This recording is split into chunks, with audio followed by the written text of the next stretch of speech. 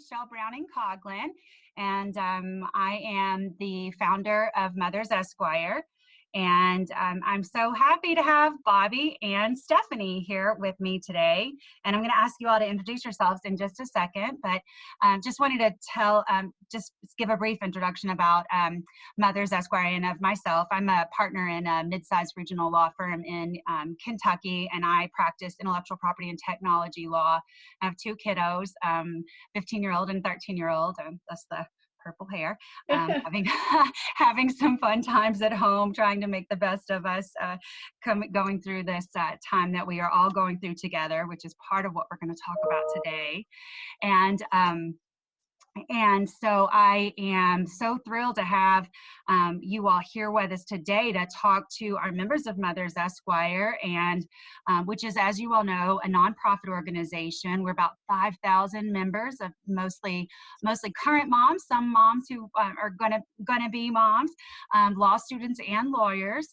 And our focus is on looking at structural systemic barriers to women lawyers in practice, particularly around caregiving issues, and creating a community of support for those women lawyers, and also looking outwardly at how can we create accommodations or other ways of supporting women, mothers, and other caregivers, including fathers, and how can we create those accommodations and help to make the practice of law a bit easier for all of us in that way. And so that's MothersEsquire, but really what we're here to do today is to talk to both of you all. And so I wanted to introduce Bobby Liebenberg and Stephanie Scharf. And Bobby, so turning to you, you are just absolutely a giant in the world of gender equity and one of my personal just heroes. I said, as we were just first talking before we started today, that you are one of my favorite people in the world. And I'm so thrilled to be here. You've worked tirelessly on gender equity throughout your career. Could you tell us a little bit more about yourself? Thank you, Michelle. And I think thank you for the work that your group does, because I think no one after this crisis will ever ask, what does a working mom do all day anymore? Absolutely. So I am a senior partner at Fine Kaplan & Black, and I concentrate my practice in antitrust, class actions, and complex commercial litigation. I was one of the 4 trial counsel in a major antitrust class action that resulted in a jury verdict after a 4-week trial of over $1 billion. And while it was pending in the Supreme Court, it settled for over $800 million.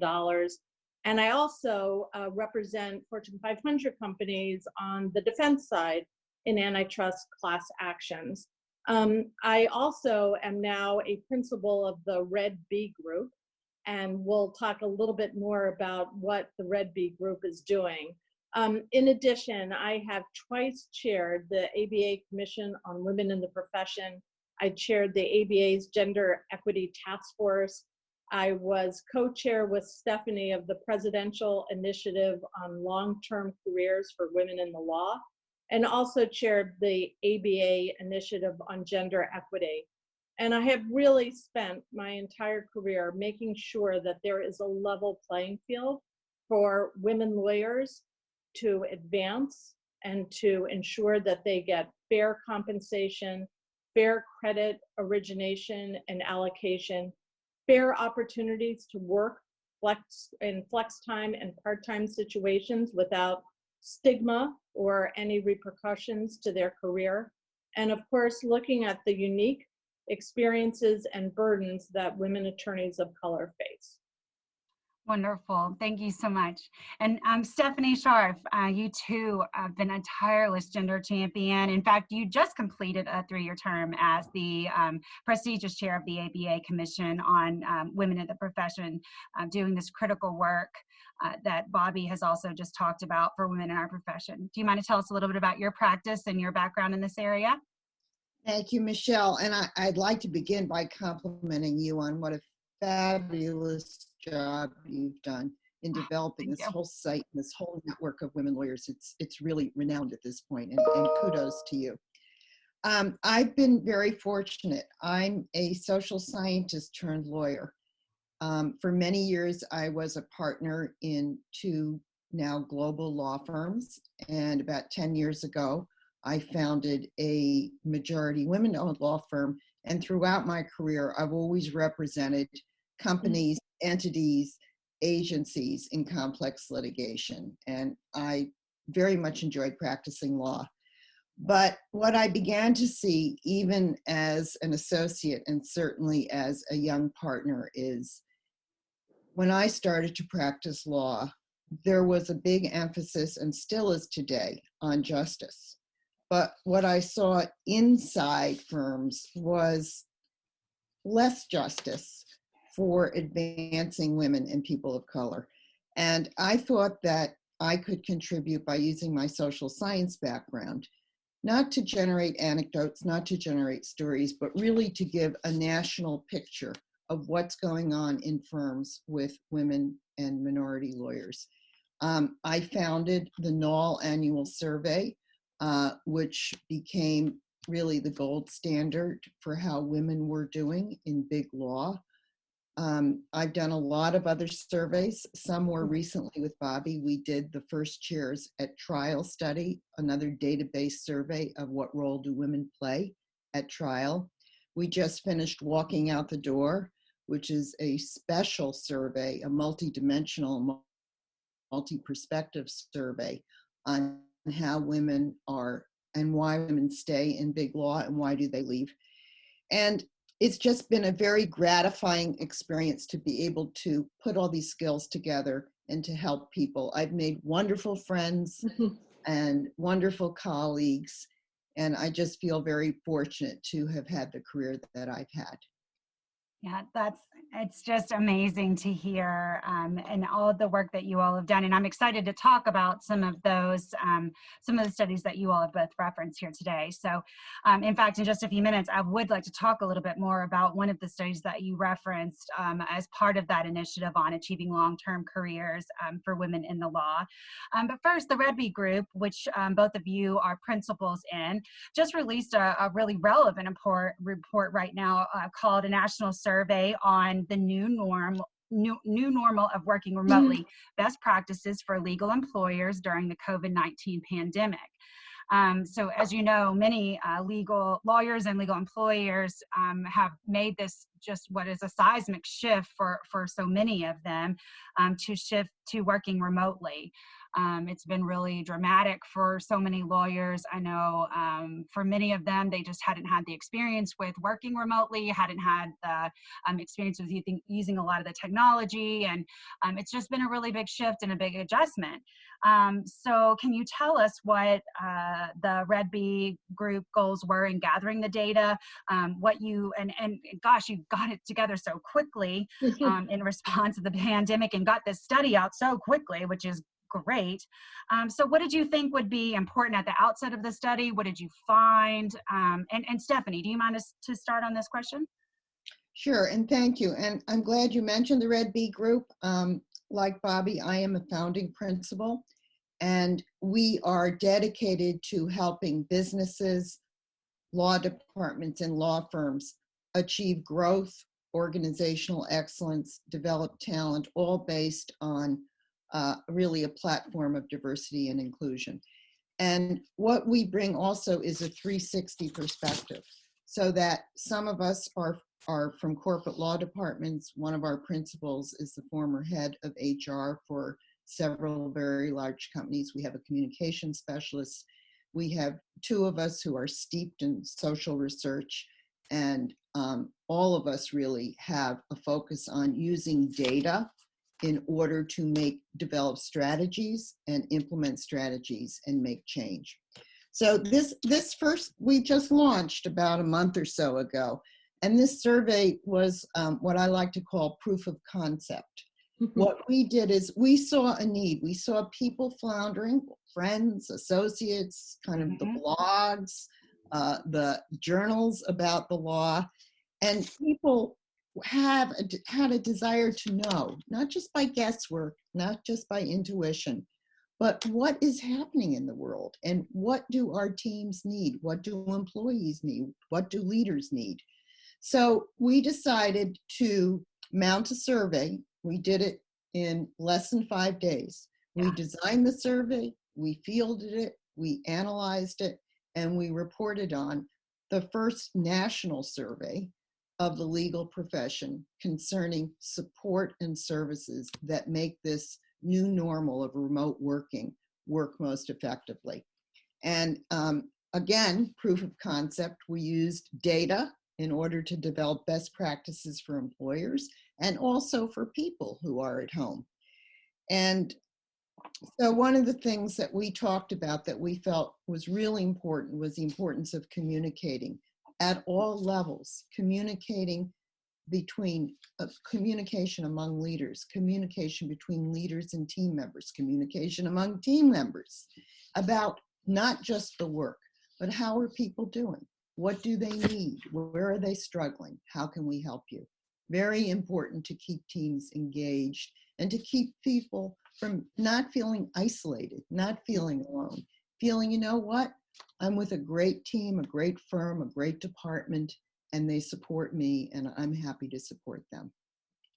And, it's funny because I think we were all talking about sort of learning how to use the video conferencing beforehand, and this is all new for a lot of us. And yet that ability to communicate and to actually look at each other and have that feeling of being connected and interacting has been really good to be able to do while we're not together. So, well, I agree, Michelle. I think what's so interesting about sort of where we are is we sort of have a window into people's living rooms, right? You may see literally, literally, or bedrooms. Or the attic. Or the attic.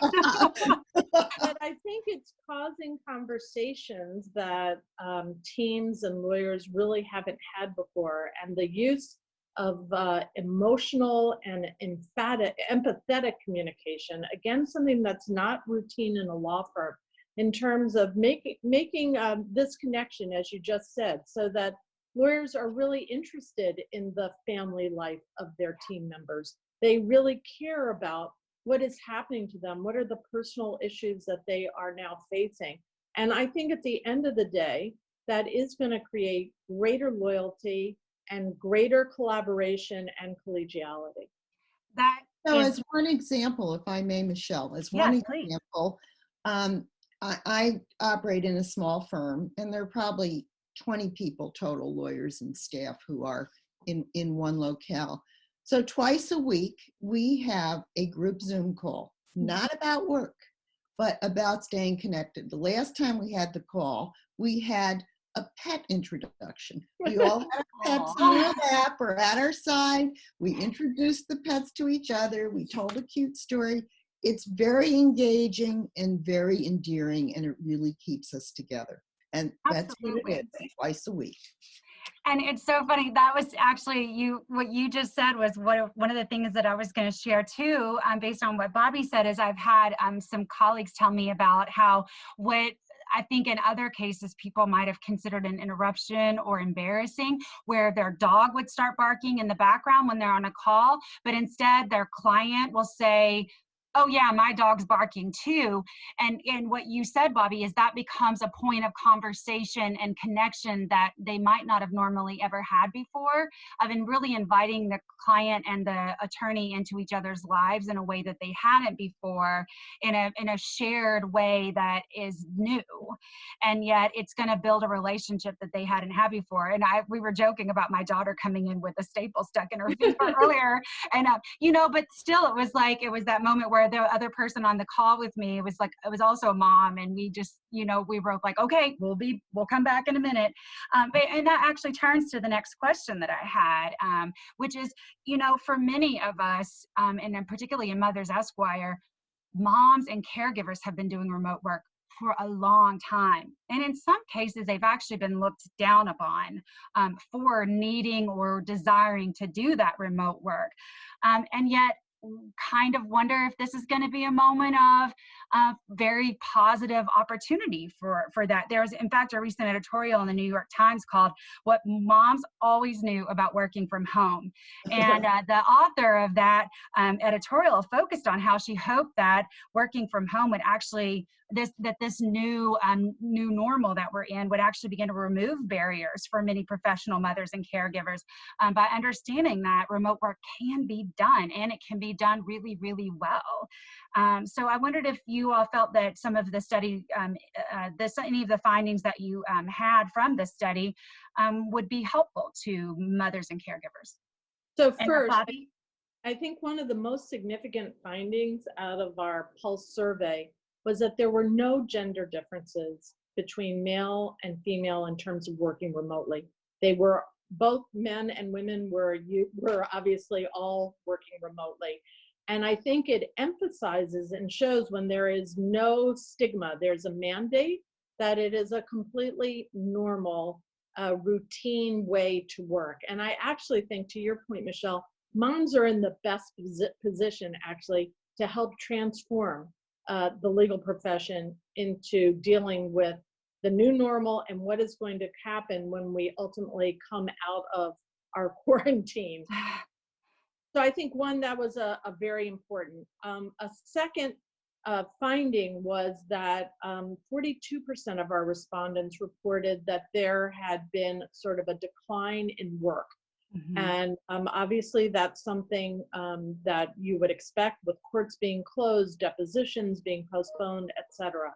But it is an important trend that the Rebbe Group is going to be looking at in terms of, okay, work is, there may be this disproportionate reduction in work. Who is it impacting? Is it impacting women and diverse lawyers? What are firms doing to ensure that their diversity and inclusive initiatives are still a core principle of their firms, and making sure that women, and particularly lawyers who have been working part-time or remote, are getting the important work and getting their fair allocation of resources. I think the third finding that came out that was interesting was that although there was this reduction in work in terms of how respondents reported their workload, 90% of the respondents reported that there was no reduction in billable hour requirements. Again, a very important, I think, finding, and interesting.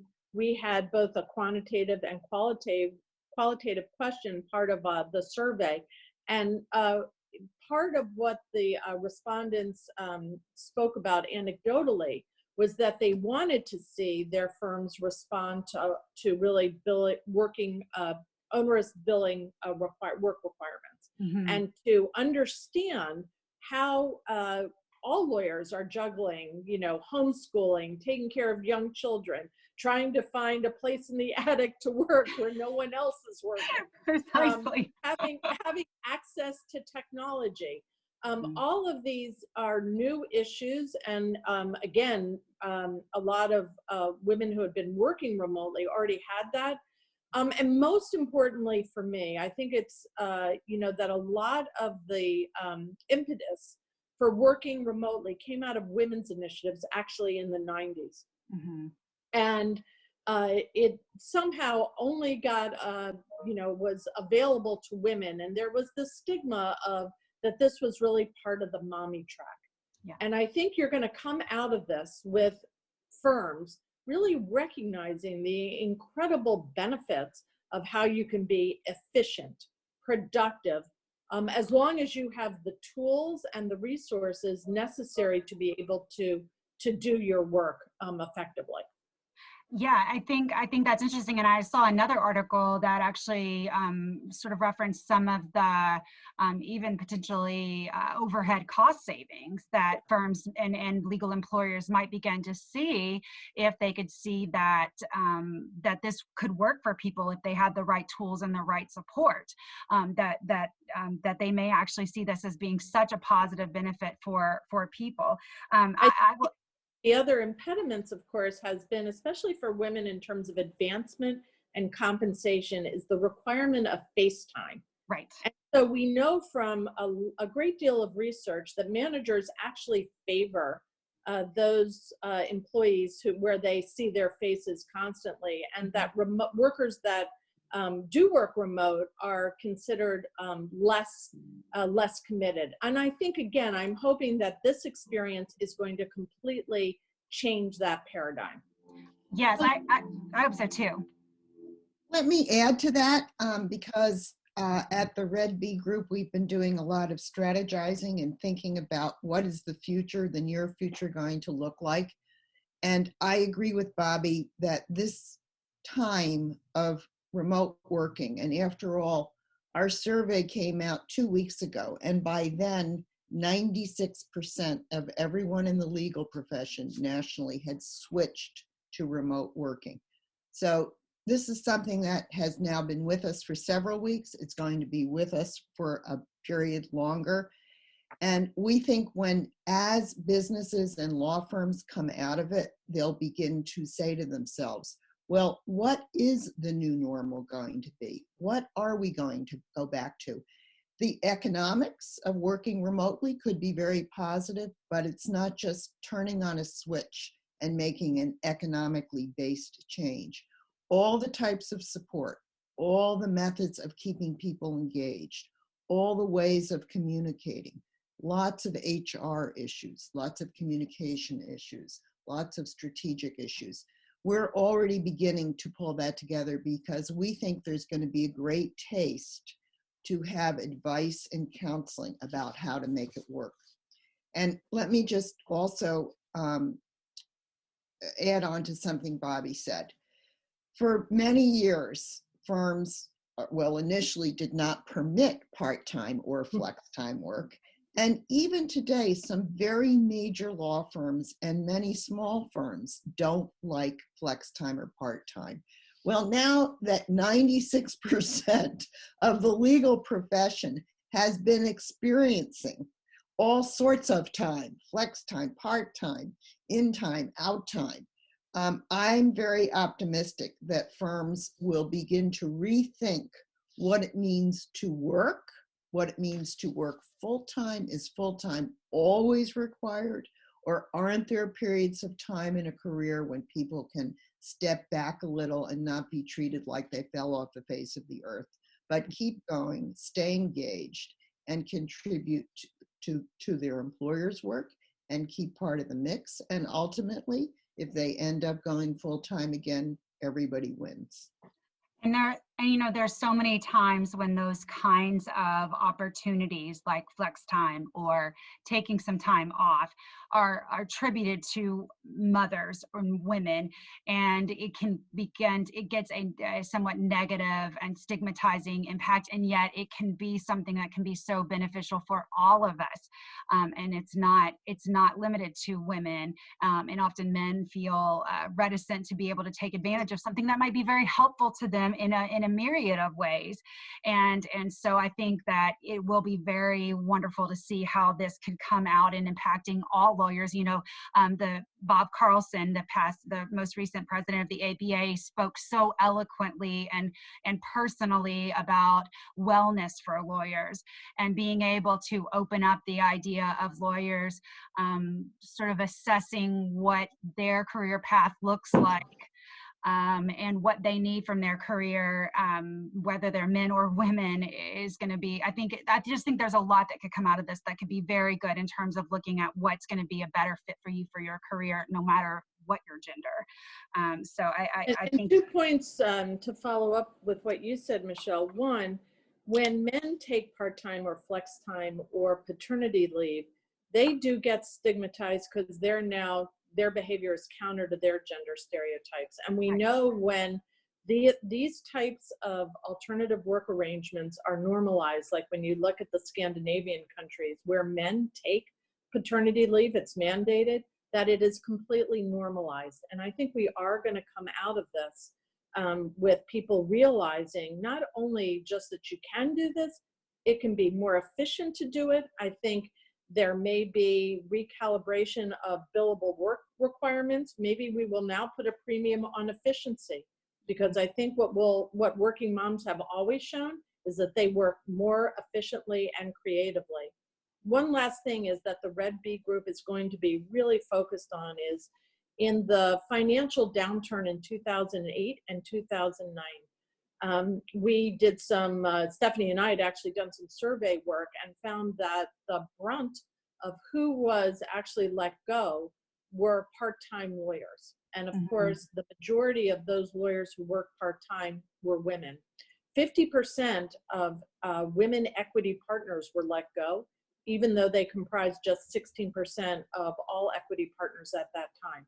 So we're going to be carefully focused on, hopefully the legal profession is not going to repeat those mistakes of the past, and make sure that we do have resources devoted so that part-time lawyers working part-time and flex time and women and diverse lawyers are continued to be gainfully employed in the legal profession.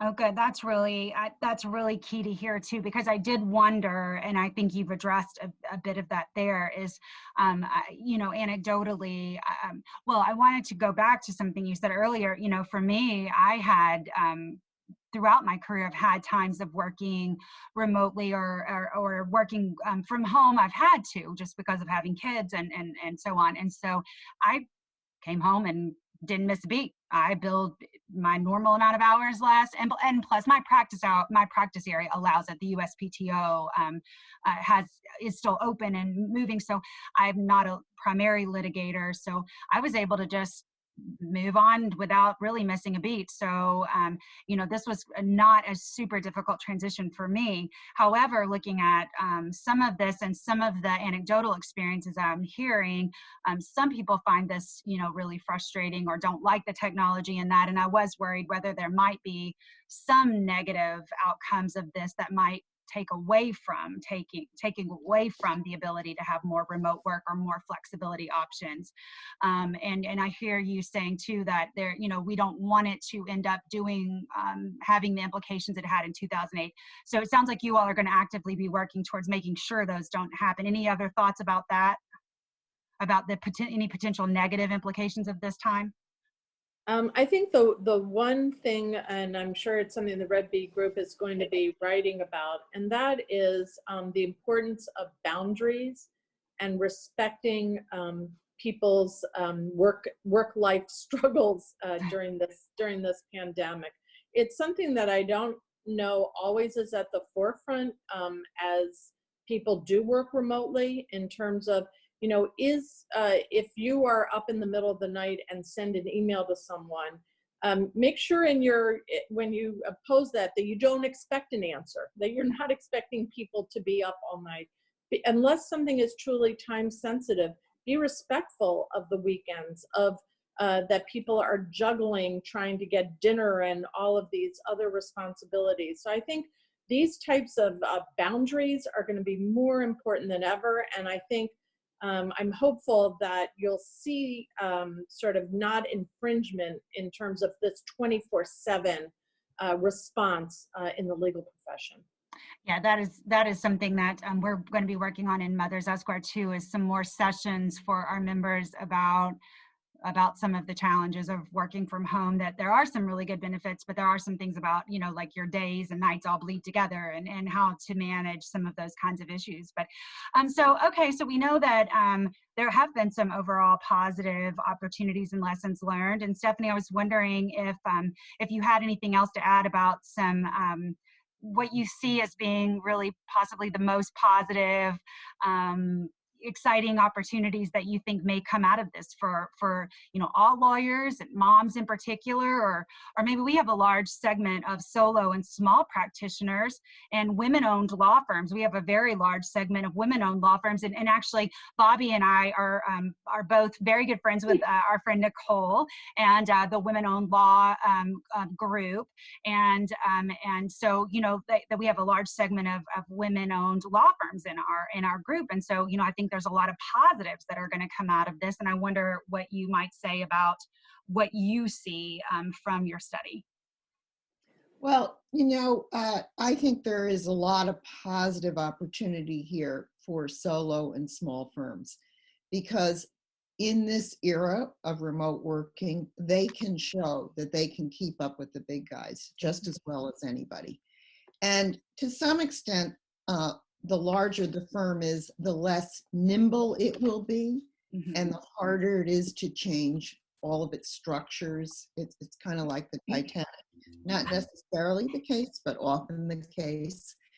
And small firms can act quickly, react quickly. The technology is the same for all. And the technology can be shown to work for all, whatever any size.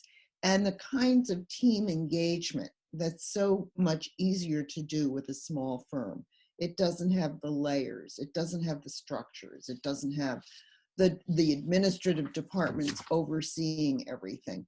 So I see this as an opportunity for small firms to shine, solos to shine, and really to use this time to gather together their ideas and their resources about how they want to market their abilities and their skills going forward.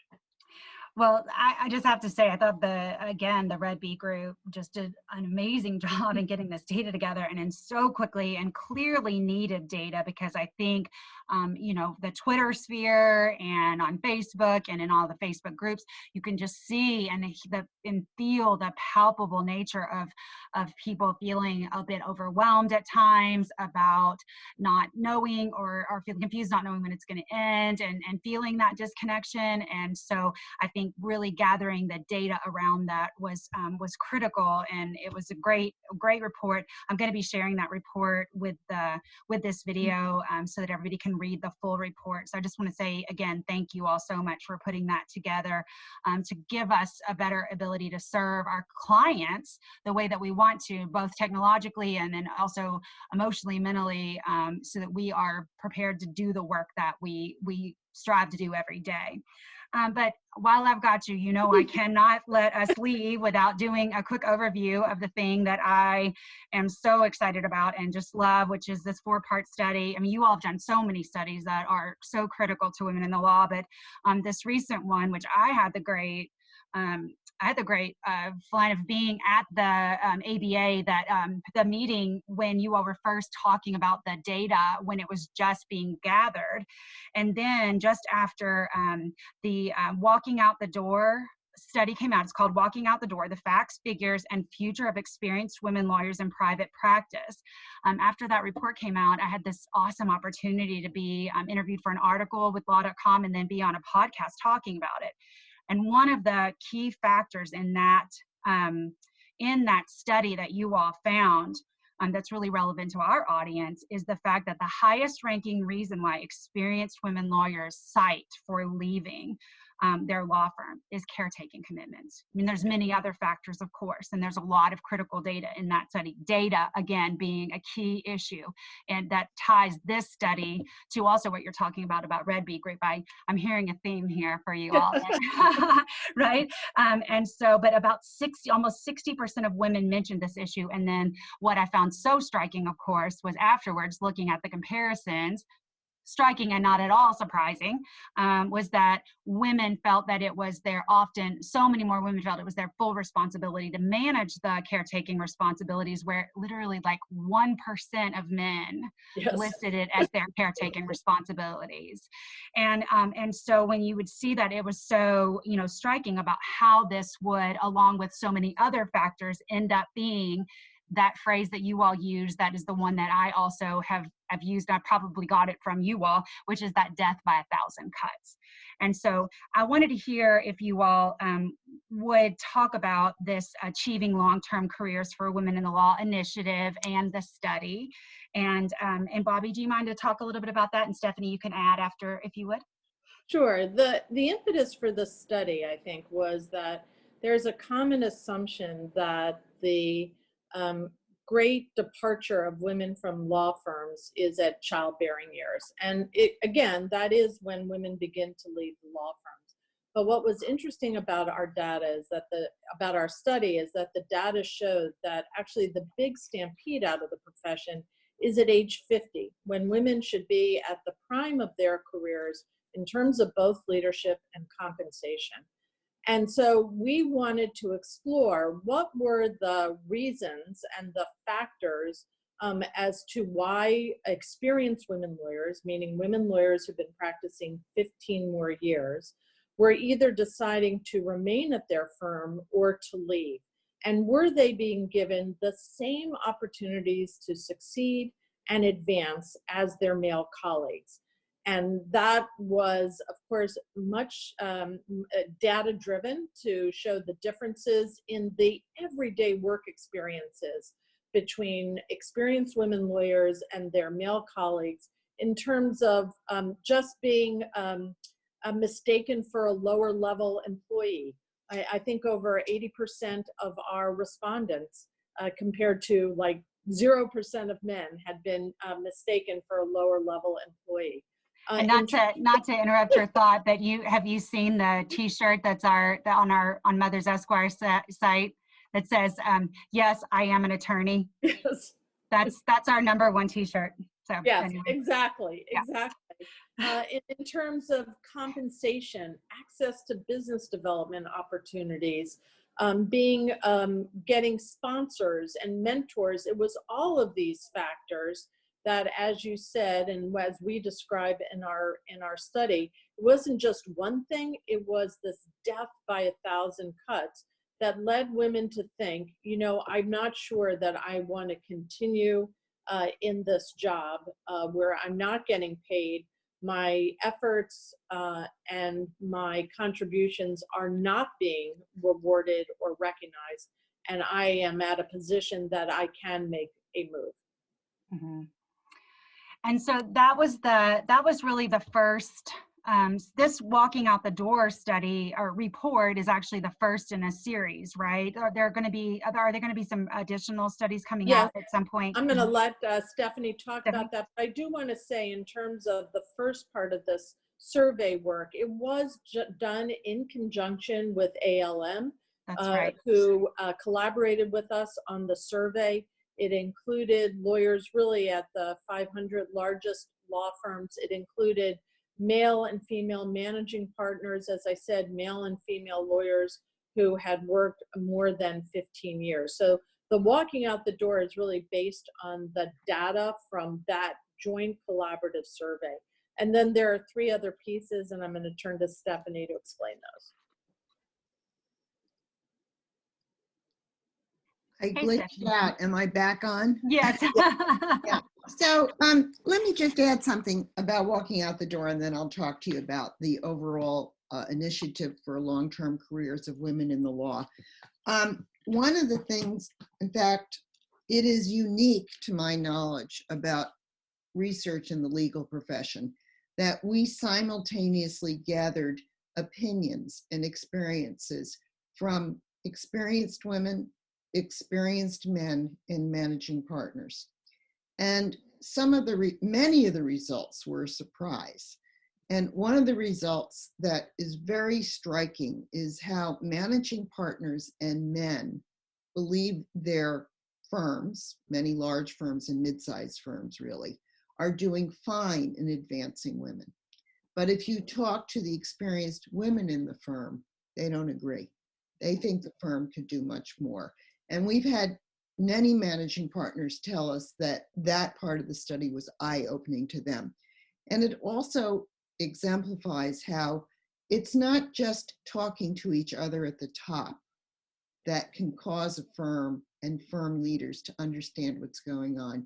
You really have to talk to people at all levels to know whether you're succeeding or how you can do better when you have a goal and a strategy to advance people in a firm.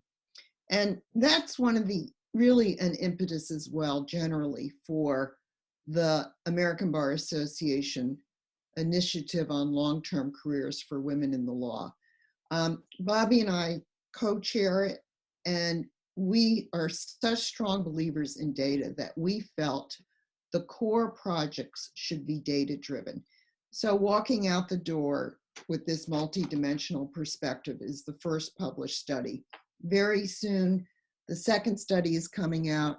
It is a national focus group study of very experienced women of color. It has, I believe, over 100 participants, which is it's unusual. It's unusual to the point of being unique. And it also talks about the challenges and the problems and really the slights and the experiences that even experienced women of color feel and are subject to in the legal profession. If I may, Stephanie, one of the examples, I made the joke about our T-shirt that we have that says, "Yes, I'm the attorney." Kind of the start of that was there was a discussion in MothersEsquire about saying how often that women were asked if they were are you the assistant? Are you the paralegal? Are you the court reporter? Or being told, hey, you're not supposed to sit there. That's where the attorney sits, or those sorts of things. And interestingly, I tell the story often because I think it is so jarring, is one of our women of color in the group said, "Yes, that's awful, but at least they don't ask you if you're the defendant." Right. I mean, the women of color and that intersectionality issue, and we try to speak of that very often in our group, and to try to talk about how those multiple layers of oppression and those multiple slights are even so much heavier of a weight to carry with you. Sorry to cut you off though. No, and that's why we're thrilled this study is getting published very soon. It's going to be, I hope, a game changer. It's going to shed light on a problem that still exists years after women and women of color have been allowed to enter the legal profession. And really, we hope it's the platform for meaningful change. We have two other studies. One is also a national focus group personal interview study about the experiences of women when they've tried to achieve long-term careers. That will be coming out, I would say, in 3 months or so. And then our last study is, to my knowledge, also unique.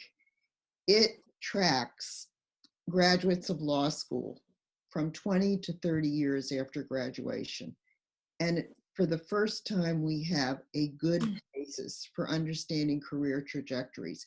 Where do law school graduates end up, men and women, and also lawyers of color? And why do they end up where they end up? And what's the impact of how they were treated at work, of their home situation, of their own ambitions and sense of how they want to be? How does that affect career trajectories? So we're very excited. That's going to come out, we think, this summer. And that'll be sort of the fourth leg of this platform for really understanding on an objective databases what's going on with the legal profession for women and for lawyers of color. Well, I think I'm sorry, did you want to add anything else? No, I was just going to say, when we talk about this really extreme disconnect between how male managing partners and senior men think they're doing, and it's not only that they're thinking they're doing okay, 90% of them, almost 90% of them believe that, gender diversity is an important part of their firm culture, that the firm is committed to advancing women into equity partnerships. And again, so we've called that men are from Mars, women are from Venus. That's how we've categorized our slides on that. And just one other point on the 60% of women who said that caretaking commitments, I think coming out of the focus groups, what the research is going to show, that flexibility was such an important factor in determining whether or not women wanted to stay or leave, and that those law firms, and that's why I think this is a flex time and part-time and advancement of those lawyers, it resulted in greater loyalty and opportunities for the firm, because then they had the pipeline of experienced women lawyers who we now know clients are demanding to be leads on deals and first chairs at trial. So it is a win-win. Absolutely. Michelle, let me add something to that. It's studies like this that really convince us that change doesn't take place just by intuition and simply because one person says, let's do it that way. Because if you're basing it on intuition and not taking a multi-dimensional perspective, you have the danger of just reifying what one person thinks is right or what one person wants to do. So when we created our best practices based on these data in the Walking Out the Door report, we emphasized developing a strategy, setting targets foremost, by gathering information from multiple perspectives in the firm about what can work, what's wrong, what is needed, and using that data to create a strategy that will work for the particular culture of a particular law firm. And I do hope that we will start to see more firms take the approach that you've talked about here today, and more all legal employers in terms of looking at data. And I will tell you that I have tried, as I've gotten this opportunity occasionally to speak to firms, whether, you know, where I work or where I've been asked to come and speak in other firms, to say, have you asked your people what their thoughts are? Do you know what your associates think about your diversity programs? Because it doesn't matter what the national data is, it matters what your associates and your young partners and your staff thinks of your programs. Because if you don't know that data, then we don't know where to go. We don't know how to set goals for going. And that's all based on everything that I've learned and read from you all. Bobby and I would be remiss if we did not say, to find out more, go to therebbegroup.com. Okay. Therebbegroup.com. Therebbegroup.com, and I'll make sure that that's included in our info too. Okay. Thank you all so much for your time today. Thanks for all the work that you all have been doing. I'm so appreciative. I'll make sure that the link to the website's included along with the report itself. And it was great having you today. Thanks for everything. Thank you, Michelle. And thanks for the important work of MothersEsquire. You're really igniting a movement. Thank you We're all. so appreciative of your efforts. Thank you all.